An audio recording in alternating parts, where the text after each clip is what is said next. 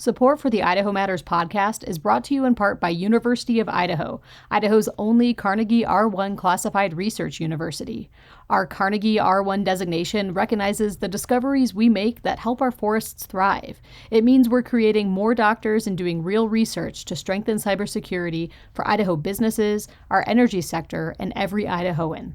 More at go.uidaho.edu/Idaho-is-Idaho.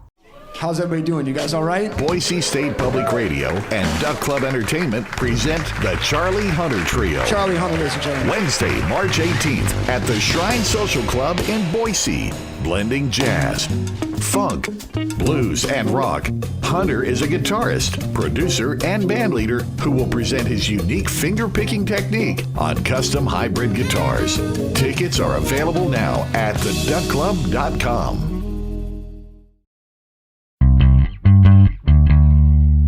From the studios of Boise State Public Radio News, I'm Gemma Gaudette. This is Idaho Matters. During the COVID pandemic, many full-service restaurants had to close their doors when shutdowns brought the economy to a halt. Even when COVID restrictions began to loosen, many people shied away from sitting down in a restaurant to eat. And the industry here in Idaho has stagnated in the last couple of years. Seth Harrington is a regional economist with the Idaho Department of Labor, and he's back with us to talk about his economic snapshot, a look at Idaho's full-service restaurant industry. Seth, nice to have you back. Thanks for having me on. So give us an overall definition, would you, of a full-service restaurant? What does that mean? Yeah, so when we're looking at full-service restaurants, we're looking at restaurants that have a wait staff and are often offering a dining experience with table service.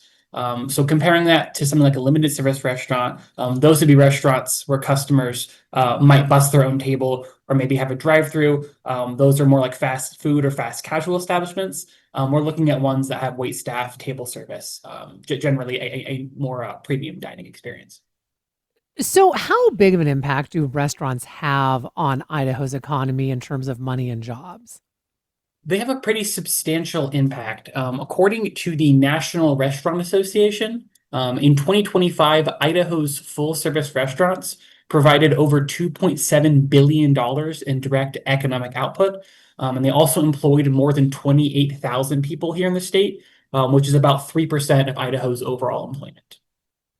So talk to us about what happened during the pandemic. I mean, because we know employment dropped overall during COVID. So how were restaurants impacted?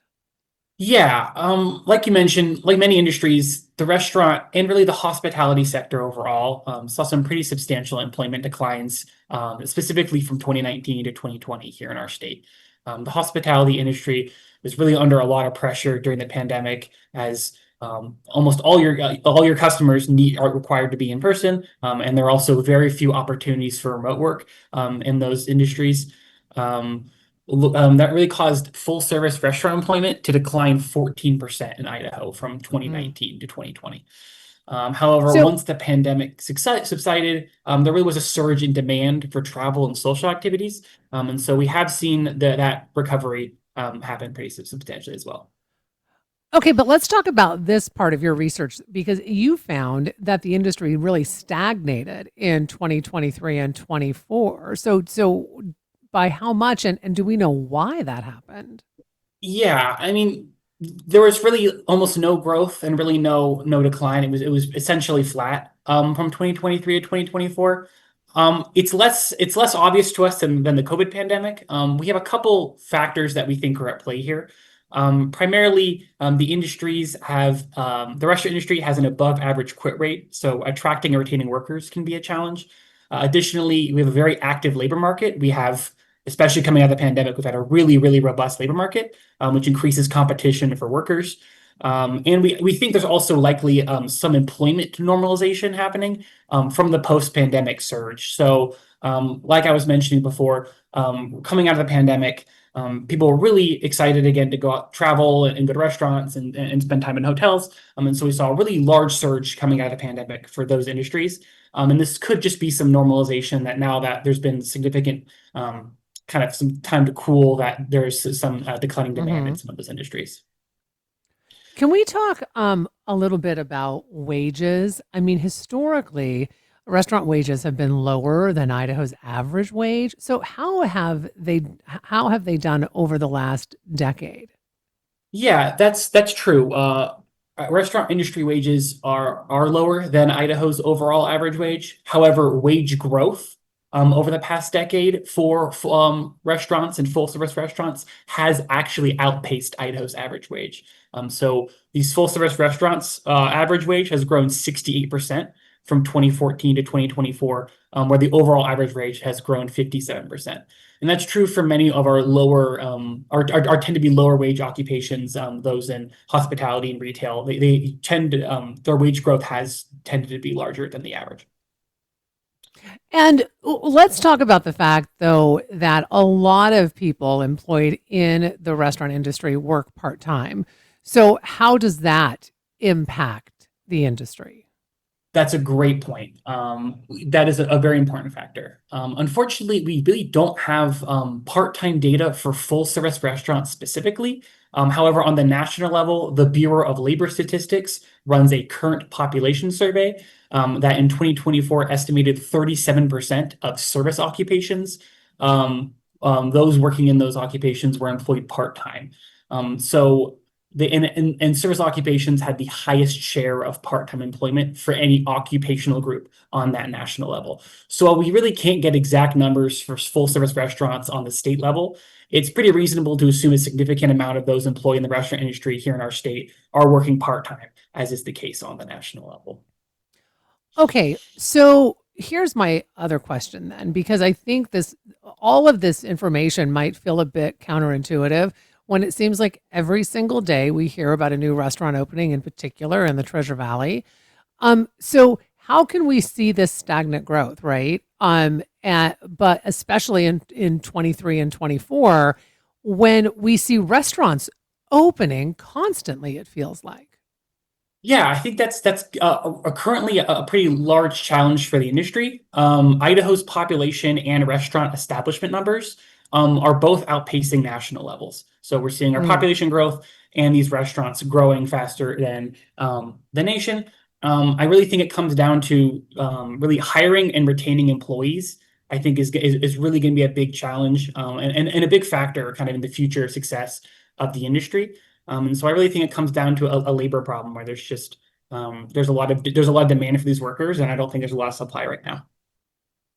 Okay, and so that there is the critical piece of the puzzle then, is especially when we're talking like part-time workers, so you have part-time wages. So you may have people who are working in the restaurant industry, but I would think potentially if this is how they're supporting themselves, right? So it's not like a teenager or a college student where, we're talking adults, that maybe they've got 2 or 3 jobs in the restaurant industry already. Well, no matter what, they can't work a 4th job even if a new restaurant opens. Exactly. Yeah, they're already probably stretched thin as is. So then what do we know moving forward about a big takeaway, I guess, from this economic snapshot? What do you think is the biggest takeaway and what people should be looking at? I think you kind of nailed it on the head. I mean, I think this industry has a lot of strengths and a lot of challenges. I think both are kind of in tandem here, which I think is an interesting kind of situation that the industry is currently in. I think, as you kind of mentioned before, I think labor and staffing and retaining really is going to be a really big critical factor again for this industry moving forward. And so I think while we're looking at our population still growing great, our restaurant establishments are still growing strong, making sure that we can hire and retain that talent needed to staff these restaurants is going to be increasingly important. One more question for you before I let you go. And I want to go back to what we first talked about in the beginning of our conversation. And this is the amount of direct economic output that restaurants have. I mean, you said more than $2.7 billion. I mean, that's almost $3 billion in our economy. More than 3% of Idaho's overall employment is within the restaurant industry.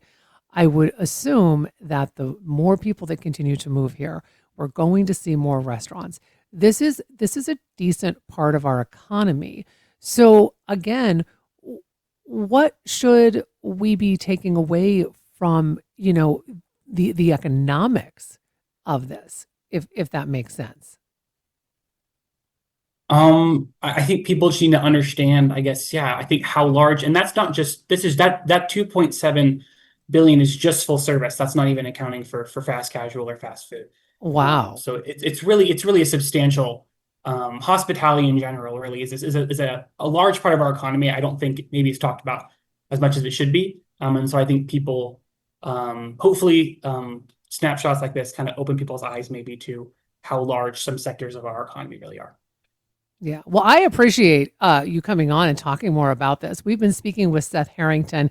He's a regional economist with the Idaho Department of Labor. We've been talking about his recent economic snapshot, a look at Idaho's full service restaurant industry. We'll make sure to put a link to his report on our website, boisestatepublicradio.org. You've been listening to the Idaho Matters podcast from Boise State Public Radio. To stay in touch, you can find quick Idaho daily news every morning when you subscribe to the Connector podcast. If you learned something from this episode today, share it with someone else who needs to know about it.